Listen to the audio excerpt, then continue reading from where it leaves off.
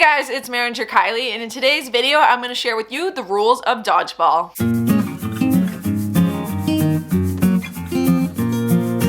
So you might be thinking, isn't dodgeball just something you play in gym class? Is it really a sport? Actually, it is played competitively in some parts of the world, and there are a few different rules that I'm going to go through depending on how people play it competitively. It's not like your typical Olympic sport or anything like that, but there are dodgeball competitions, and there's different ways that you can play dodgeball throughout the world. So I'm going to go through the rules of dodgeball. Some of these might be the rules you're familiar with from your gym class version of dodgeball, or some of these might be new. But if you have any questions about dodgeball or any other sport, definitely let me know in the comments down below and have you give you any feedback that you're looking for. And if you're looking for more rules for any sport that I don't already have in the playlist linked at the end, please let me know. I'd be happy to give you the rules for your favorite sport. So dodgeball is a team sport. It's one team against another, so it's two opposing teams, and the goal is to eliminate everybody on the opposing team. It can be played on many different court sizes, and there are a few different rules depending on the court size and the number of people you're playing with. Like I said before, it's pretty common to play in schools as like your gym class game.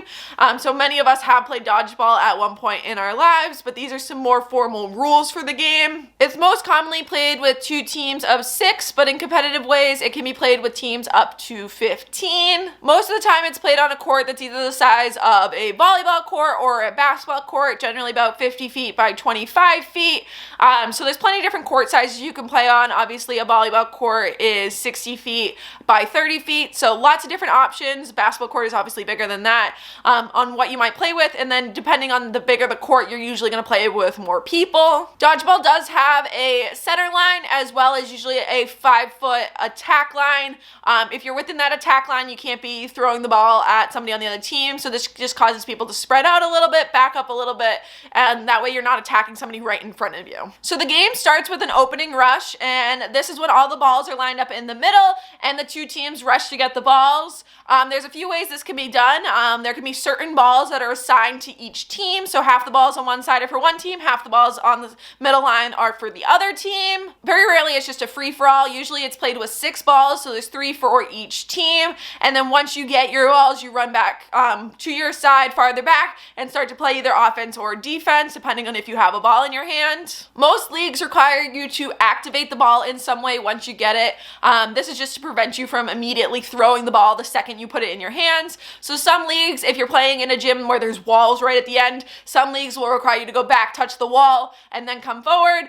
Others may require you to be outside of the neutral zone and past that attack line, so farther back than like 5 feet from that center line to be able to actually throw the ball. The goal of throwing the ball is to get your opponent out. This is usually done by hitting them somewhere in their body.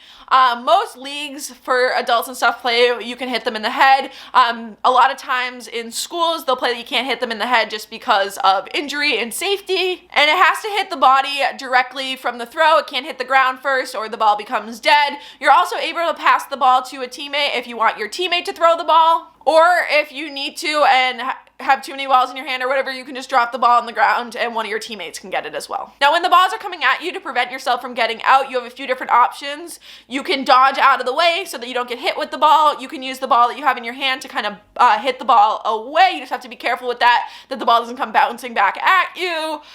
You can also catch the ball. The nice thing is, if you catch the ball, you actually can get one of your teammates that's out back in. So it's kind of, you get somebody out on the other team and you get your teammate back in. So it's kind of an awesome twofer. Another great way to bring back your team, especially if you're losing at the time. And the game plays until all the people from one team is out or a time period runs out. That's generally around 20 minutes, and then it's whoever has the most players remaining at the end of that time wins. Most rounds also play if there's a tie at that time. They'll play a 4-minute period of like extra time or overtime. And if for some reason that ends early because one team gets everybody out, then the game would be over. The game is a lot of athleticism as well as team strategy. You're not just playing playing for yourself, you're playing with a team, so you gotta work with your team, figure out who the weaklings are on the other team, who the strong suits are, who's your best thrower, different things to figure out who you kind of want left when you get everybody out, who you want to be that one person remaining when it's goes to like a one-on-one competition. There are times that you could be in a dodgeball tournament, so this is usually some sort of bracket play, so if you win you move on, or they usually have some sort of round robin play to start with, so the most wins, then you get a higher seeding in the bracket and win. So there's a few things you can't do with the ball. You can't just hold the ball for the whole game, that's called stalling. You have to do something with the ball, whether that's throw it to a teammate, or throw the ball or just drop it on the ground. You can't just hold the ball for a while. And you also have to stay on your side.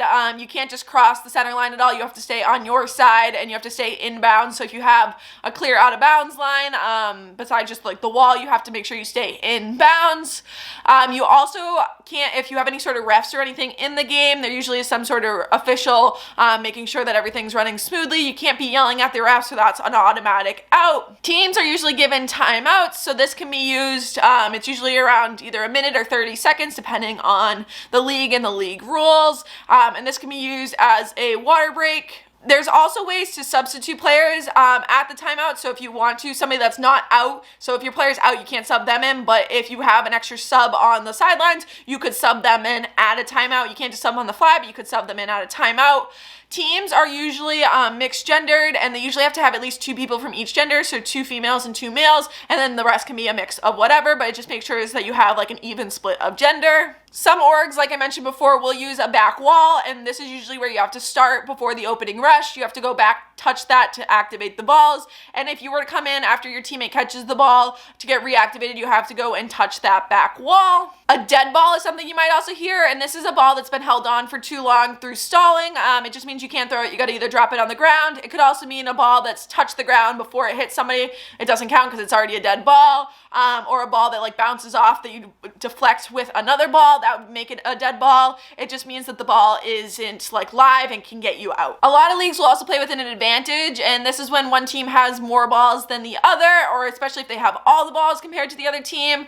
And what this means is they have to throw at least one of their balls within like 5 or 10 seconds. And if they don't throw one of their balls, especially if they have all the balls, they could lose a player or lose the balls to the other team. Because this just kind of keeps the game moving and makes sure everything stays fair, so that there's constantly balls going from both sides and you're not just standing there stalling and waiting to attack all at once. Generally, if a ball ever deflects off of something and it hits off you, then you'd be out. Or if for some reason it deflects off of you and you then are able to catch it, that also could actually keep you safe.